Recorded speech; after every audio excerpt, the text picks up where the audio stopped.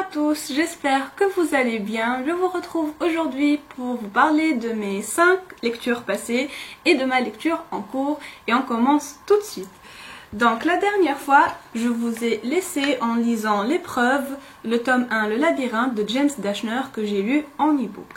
Donc pour la petite histoire, c'est l'histoire de Thomas qui un jour reprend connaissance et qui se retrouve sans aucun souvenir de sa vie passée. Il se souvient juste de son prénom, il trouve d'autres adolescents de son âge, à peu près de son âge, qui sont autour de lui. Ils sont dans un endroit pour le moins étrange, entouré de murs gigantesques. Donc quand il va demander quelques explications, tout le monde va lui dire que eux non plus ne se souviennent de rien, qu'ils se souviennent que de leur prénom et que derrière les gigantesques murs, il y a un labyrinthe. Ils ont déjà essayé de s'y échapper plusieurs fois. Le seul problème, c'est que chaque soir, les murs du labyrinthe bougent et donc le plan du labyrinthe change. Voilà, donc ils sont là, ils ne savent pas pourquoi, ils essayent de s'échapper, ça fait maintenant un certain temps et ils n'y arrivent pas. Voilà, donc ça c'est pour la petite histoire. Maintenant pour mon avis, j'ai beaucoup aimé ce livre, il y a beaucoup de suspense à chaque fin de chapitre et la fin est vraiment époustouflante. Voilà, donc j'ai vraiment aimé et j'ai hâte de lire le tome 2, La Terre brûlée. Ensuite, j'ai lu Seul le silence de R.J. Ellory aux éditions Le Livre de Poche. Donc là, il s'agit de Joseph. Quand on le connaît, il n'est encore qu'un enfant. Voilà, il vit dans un petit village de Géorgie et voilà, tout le monde se connaît, il mène une petite vie tranquille. Et un jour, il va y avoir une découverte macabre qui est donc la découverte d'un corps d'une fillette tuée. Voilà. Donc par la suite, il va y avoir une série de découvertes de la sorte. Et un jour, Joseph lui-même va tomber sur le corps d'une fillette tuée. Donc, vous imaginez bien que ça va hanter ses jours et ses nuits et que ça va le poursuivre tout le long de sa vie. Donc, on va le retrouver des années plus tard. Maintenant, il est un jeune homme, il vit à New York. Il croit l'histoire donc terminée parce que ça s'est tassé et on n'a jamais retrouvé le meurtrier. Mais un jour, les meurtres reprennent. Voilà, donc il y a 2 choses que j'ai beaucoup aimées dans ce livre et une autre que j'ai beaucoup moins aimée. Donc ce que j'ai aimé en premier, c'est l'intrigue déjà, parce que vous le savez si vous me suivez depuis assez longtemps, j'adore les thrillers, j'adore quand il y a du suspense, quand il y a des meurtres, quand on ne retrouve pas le meurtrier, quand on le cherche et tout ça, j'adore ça. Autre chose que j'ai beaucoup aimé, c'est la fin, parce que je ne me suis pas du tout, mais alors du tout, douter du coupable. Mais par contre, ce que j'ai beaucoup moins aimé, c'est la façon dont le livre est écrit. Donc si vous lisez des thrillers, vous savez comment c'est, vous savez comment sont formés les chapitres, comment il y a du suspense à chaque fin de chapitre, comment c'est écrit. Voilà, donc il y a une écriture bien spécifique pour les thrillers, mais là c'est écrit de façon plus romancée. Donc s'il n'y avait pas ces histoires de meurtre de temps en temps, on se croirait en train de lire un livre contemporain, l'histoire de la vie de Joseph seulement. Donc voilà, j'ai pas trop aimé. C'est pas le style de l'auteur, parce que le style il est fluide, ça se lit assez rapidement et tout, c'est pas ça que je n'ai pas trop aimé, c'est juste la façon dont le thriller a été écrit, parce que ce n'est pas écrit de la façon habituelle que j'aime des thrillers. Voilà, sinon l'histoire elle est vraiment pas mal du tout. Ensuite, j'ai lu un thriller et là ça a été de la bombe. Donc il s'agit de L'âme du mal de Maxime Chatham aux éditions Pocket. Là, j'ai adoré, il y a tout ce que j'aime, c'est écrit comme j'aime, comme j'adore et la fin est juste à tomber. Donc pour la petite histoire, c'est un tueur en série qui s'appelle Leland Beaumont qui, comme chaque tueur en série je crois, laisse une signature quand il tue ses victimes qui sont entre parenthèses des jeunes femmes. Donc, et sa signature, elle consiste à leur couper les bras de façon bien précise et de leur brûler le front avec de l'acide.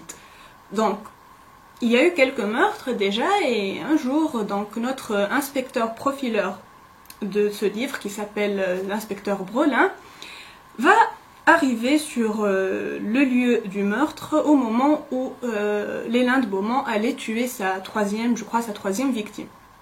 Et là, il le tue sur place. Voilà, donc on se croit débarrassé de cette histoire, tout va bien, mais un an après, l'horrible rituel reprend de façon identique et Brolin est inquiet, il a peur. Le meurtrier a-t-il ressuscité? Qu'est-ce qui se passe? C'est plein de mystères. J'ai adoré ce livre et j'ai vraiment hâte de lire la suite parce que faut savoir que c'est une trilogie, c'est la trilogie du mal de Maxime Chatham qui est très connue et très appréciée et je comprends pourquoi. Voilà, donc j'ai hâte de passer au tome 2. Donc ensuite, j'ai lu La Cité écarlate de Semim Qadam que j'ai beaucoup aimé, qui a été un coup de cœur. Mais je ne vais pas vous en parler plus en détail dans cette vidéo parce que j'en ai fait une revue spéciale dont je vous mets le lien en barre d'infos. Voilà, je vous laisse aller voir. Et ensuite, j'ai lu un petit peu de chick lit après 2 thrillers, ça fait du bien. Donc il s'agit de Un baiser, l'addition de Heather et Rose McDowell. Donc ce sont 2 sœurs et en plus 2 jumelles que voici. Donc j'ai pas l'habitude de lire des livres écrits par des jumelles, donc c'est vraiment sympathique. Et donc il s'agit de l'histoire d'Erin qui travaillait dans le marketing et qui un jour se retrouve sans boulot et se trouve obligée de travailler en tant que serveuse dans un restaurant. Donc déjà qu'elle n'a aucune expérience, qu'elle est maladroite de nature, mais en plus se retrouver avec une patronne hystérique et un chef cuisinier despotique, ça va pas du tout le faire. Voilà, donc ça c'est pour la petite histoire. C'est vraiment drôle, c'est vraiment frais, c'est agréable à lire, surtout maintenant que les beaux jours arrivent. Donc j'adore lire de la chick lit quand il fait beau, au printemps et l'été. Voilà, il y a donc bien sûr une petite histoire d'amour dans ce livre comme dans chaque chick lit qui se respecte. Voilà, ça se laisse lire, j'ai beaucoup apprécié ma lecture, j'avais vraiment hâte de reprendre mon livre pour suivre les aventures d'Erin. Et je vous le conseille si jamais vous tombez dessus. Voilà. Donc en ce moment, je suis en train de lire Mathilda de Roald Dahl aux éditions Folio Junior. Donc voilà, je ne vais pas vous en parler aujourd'hui, je vais laisser ça pour le prochain point lecture, mais je vous dis juste que j'aime beaucoup. Voilà. Donc, on passe à présent à mes dernières acquisitions livresques. Donc, je suis retournée une deuxième fois à la foire du livre pour cette fois-ci n'acheter que des livres d'auteurs tunisiens.